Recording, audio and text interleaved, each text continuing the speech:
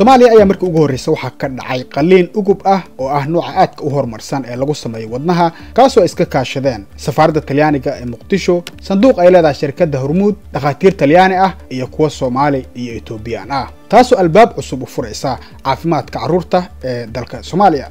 hawshan ay iska kaashadeen dhinacyada maxalliga ah iyo kuwa caalamiga ah ayaa sidoo kale waxa ku lug lahayd Adna Macalin Cabdiraxmaan oo ah kayfana bulsho oo ka tirsan jamciyadda Ameeb ee saldhigata magaalada Milano oo iyaduna ku nooshahay oo arrintan la kaashanaysa sanduuqa Hormuud Salaam Foundation oo dhinaca maaliyadda ka taageeray hindisahan labada qaliin ee imika ka dhacay magaalada Muqdisho ayaana waxa uu qayb ka yahay hawl soo socotay bilihii dambe oo sidoo kale ay ka faa'iideysteen 8 carruur Soomaaliyeed ah oo wadnaha lagaga qalay dalkaasi Talyaaniga taasoo ay gacan ka geysteen maamulka gobolka Lombardia ee waqooyiga Talyaaniga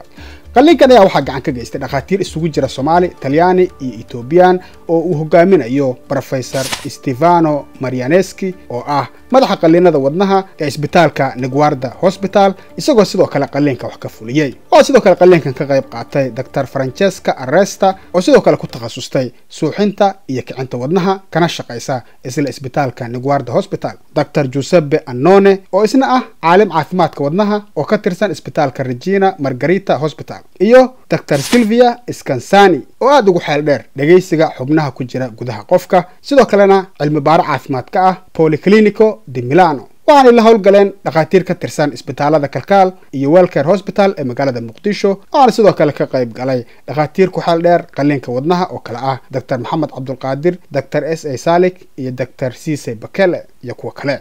labada qaliin ee la fuliyay ayaana waxa ka faa'iideystay labada carruurta ah ee kala ah Zakariya Cabdulqaadir oo 15 jir ah iyo Maa'ida Macalin Tuure oo iyaduna 12 jir ah waxaana arrintani tusmaynaysaa tilaabo ay Soomaaliya hore ugu qaaday dhinaca caafimaadka aadka u horumarsan oo kamid ah meelaha Soomaaliya aanay u lahayn tashiilaadka xirfadaysan wasiirka caafimaadka ee Soomaaliya Dr. Ali Xaaji ayaana tilaabadan ku tilmaamay natiijo taariikhi ah isagoo u mahad celiyay safaaradda Talyaaniga ee magaalada Muqdisho isla markaana farta ku goday in mubadaradani ay badbaadin doonto nafaf badan isla markaana ay rajo gelinayso qoysas badan oo ku kala firirsan dalka Soomaaliya Cabdullaahi Nuur Cusmaan oo ah guddoonka sanduuqa Hormuud Salaam Foundation ayaa isna ku faanay guusha arrintan laga sameeyay tani waxay rajo gelinaysaa dadkeena ayuu yiri qoysaskuna hadda kadib dusha uma ridan doonaan canaabta maaliyadeed iyo midda dareen ay dibadda ugu safrayeen qaliinada aadka u adag caadiyana qoysaska Soomaaliyeed caafimaadka wadnaha dibadda ugu baxa ayay ka baxdaa adduun lacageed oo u dhaxaysa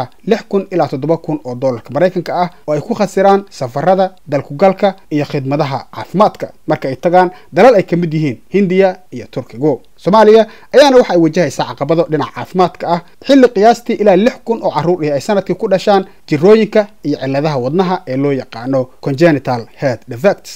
maadaama ay kaabayaasha caafimaadku aad u xadidan yihiin dhururuq yar oo dhalaanka kamid ah ayaa hela daryeel caafimaad Cabdullaahi Nuur Cusmaan ayaa sacarabka ku adkeeyay in mashruucan ay iska kaashanayaan dhinacyada kala duwan oo imika guul ku bilowday uu sii socon doono sanadkii tagay waxaanu maalgelinay ilaa 8 carruur ah oo lagu qalay dalkaasi Talyaaniga sanadkanna waxaanu khibradda keenay isbitaalladeena ayuu yiri isagoo raaciyay tani waa bilowga dadaal ballaaran oo aan hubaal kaga dhigayno in carruurta Soomaaliyeed ay galaangal u yeeshaan daryeelka caafimaad ee ay istaahilaan ayuu yiri Cusmaan si kastaba madaxda dawladda federaalka Soomaaliya iyo kuwa maamulada ayaa malaayiin dollar waxa ay ku bixiyaan safaro maalayacni ah iyagoo aan marna ku fikirin ama bixitaan aan u muuqanin inay ku baraarugsan yihiin inay maalgeliyaan ama ku dhaqaaqaan tilaabooyinkan oo kale Maxamed Xaaji Hadal Same TV